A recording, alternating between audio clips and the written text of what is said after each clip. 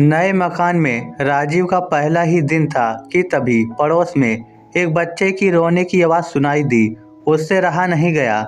जैसे ही राजीव उसके घर में गया तो उसने देखा एक औरत अपने बेटे को थप्पड़ लगा रही थी, साथ में खुद भी रोए जा रही थी। उसने देखा वह एक गरीब सी औरत थी।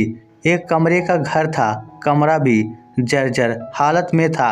बच्चा स्कूल ड्रेस में था, अभी उसने बस्ता भी कंधे से नहीं उतारा था। 10 साल के आसपास उम्र होगी उसकी। औरत रोते हुए उसे मारे जा रही थी। राजीव बोला, क्यों इस मासूम को पीट रही हो? क्या गलती हो गई इससे? उस अजनबी को अपने घर में देखकर उसने तुरंत बच्चे को छोड़ दिया। फिर राजीव के मुंह की ओर देखने लगी, जैसे पूछ रही हो कि तुम कौन हो? वह बोला, जी मैं आपका पड़ोसी हूँ। कल ही मैंने शर्मा जी से उनका घर किराए पर लिया है। कुछ दिनों में मेरी पत्नी और बच्चे भी यहाँ आ जाएंगे। औरत राजीव की बात से संतुष्ट होती हुई बोली, क्या करूँ साहब, 2 साल हो गए, इसका बाप अब इस दुनिया में नहीं है। जैसे तैसे लोगों के घरों में काम करके इसे पाल रही हूँ। इसको रोज समय पर तैयार करके स्कूल भेजती हूँ, मगर यह पता नहीं रास्ते में क्या करने लगता है। बहुत लेट स्कूल पहुंचता है, स्कूल ड्रेस भी गंदी कर देता है। इसके मास्टर जी ने बताया ये कभी कभी आधी छुट्टी बाद स्कूल पहुंचता है। कब से पूछ रही हूँ, बताता ही नहीं, रास्ते में क्या करने लगता है। उसने देखा बच्चा कमरे में जाकर चुपचाप गिरी कार करने लगा था। कभी कभी बड़ी बड़ी आंखों से उसकी तरफ भी देख लेता था। बच्चा मासूम था, मगर उसकी आंखों से लग रहा था माँ की मार का उस पर कोई असर नहीं हुआ था। उसने औरत से पूछा, क्या नाम है इसका? औरत बोली, रवि। राजीव बोला, रवि बेटा जरा इधर आना। रवि टुकुर टुकुर उसकी तरफ देखता रहा, मगर राजीव के पास नहीं आया। शायद वह उससे डर रहा था। वह बोला, देख बेटा, तेरी माँ का तू एकमात्र सहारा है। अगर तू ही इसका कहना नहीं मानेगा तो कौन मानेगा? इसलिए माँ को दुख मत दिया कर, इसका कहना माना कर, मानेगा ना? लड़के ने कमरे में बैठे हुए ही हाँ में गर्दन हिलाई। इतना कहकर वह अपने मकान पर वापस आ गया, मगर अगले दिन ठीक उसी समय पर फिर वही हालत थे। रवि रो रहा था और माँ उसे कूट रही थी।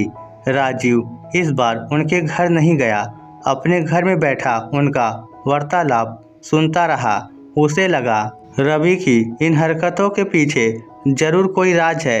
राजीव का इस शहर में तबादला हुआ था, इस कारण वह 7 दिनों की छुट्टी पर था। उसने उसी समय निर्णय कर लिया कि इस गरीब बच्चे की इस हरकत के पीछे का कारण जानकर रहूंगा। कल ये स्कूल जाएगा तब इसका पीछा करूंगा। अगले दिन सुबह से ही उसकी नज़र रवि के घर पर थी।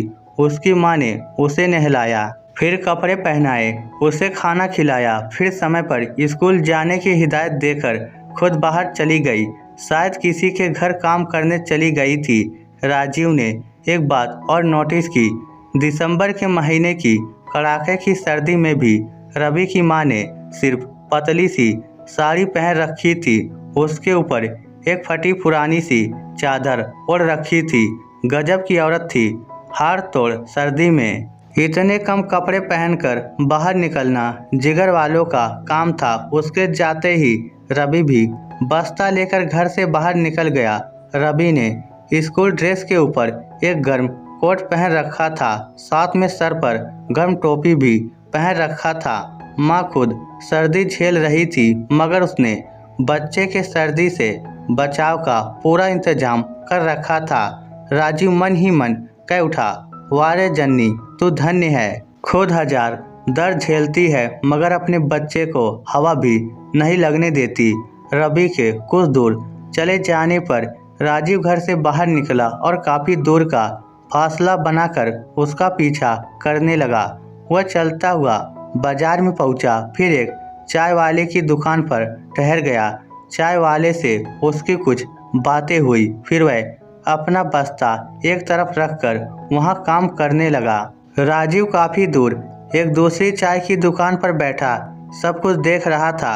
रवि कभी जूठे गिलास धो रहा था, कभी वहां बैठे लोगों को चाय परोस रहा था। लगभग 2 घंटे बाद चाय वाले ने उसे कुछ पैसे दिए। पैसे लेकर वह वहां से चल पड़ा। कुछ दूर चलकर वह एक पेड़ के नीचे बैठ गया। फिर उसने अपने बस्ते में से पैसे निकाले और उन्हें गिनने लगा। शायद वह सारे पैसे उसकी पिछले दिनों की कमाई थी।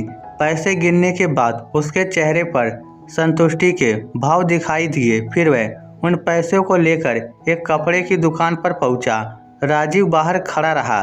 जब वह दुकान से बाहर आया तब उसके हाथों में एक पॉलीथीन की बड़ी सी थैली थी। थैली फूली हुई थी। शायद थैली में कोई सामान था। वह वापस उस चाय वाले की दुकान पर आया। उसने कुछ कहते हुए वह थैली उसे दे दी। फिर स्कूल की तरफ चल पड़ा। राजीव ने महसूस किया वह बहुत खुश था। उसके चेहरे पर अजीब सी रौनक थी। वह जल्दी चलता हुआ स्कूल पहुंचा। वह सरकारी स्कूल थी। सर्दी तेज होने के कारण मास्टर जी ने बाहर धूप में बच्चों को बैठा रखा था। राजीव ने देखा वह चुपके से जाकर बच्चों के पीछे बैठ गया, मगर शायद मास्टर जी की उस पर नजर पड़ गई थी, इसलिए मास्टर जी ने उसे खड़ा कर लिया। राजीव काफी दूरी पर था। मास्टर जी रवि को डांटते रहे। फिर उन्होंने उसे हाथ ऊपर करके खड़ा कर दिया। 5-7 मिनट की सजा देने के बाद मास्टर जी ने रवि को बैठा दिया। उसके बाद राजीव घर चला आया था। उसके मन में ढेरों सवाल तैर रहे थे। हालांकि उसने रवि की ड्रेस गंदी होने और स्कूल लेट जाने का कारण जान लिया था, मगर ऐसा वह क्यों कर रहा था, ये सवाल अभी भी अनसुलझा था। स्कूल की छुट्टी के बाद जब रवि घर लौटा तो राजीव ने देखा उसके हाथ में वही पॉलीथीन थी जो वह चाय वाले को दे आया था। वह चहकता हुआ अपने घर पहुंचा। राजीव अपने घर की दीवार के पास खड़ा सब देख रहा था। उसकी माँ घर के छोटे से आंगन में बैठी अनाज से कंकर बीन रही थी। जैसे ही उसने रवि को देखा चीख कर बोली, आज फिर ड्रेस गंदी कर लाया ना। हे भगवान, मैं इस लड़के का क्या करूं? रवि मासूमियत से बोला, आज के बाद ड्रेस कभी गंदी नहीं होगी माँ। माँ बोली, तू रोज यही कहता है मगर अगले दिन फिर गंदी कर लाता है। फिर जैसे ही माँ की नज़र रवि के हाथ में पकड़ी हुई पॉलीथीन पर गई तो वह चौंक कर बोली, ये हाथ में क्या है तेरे?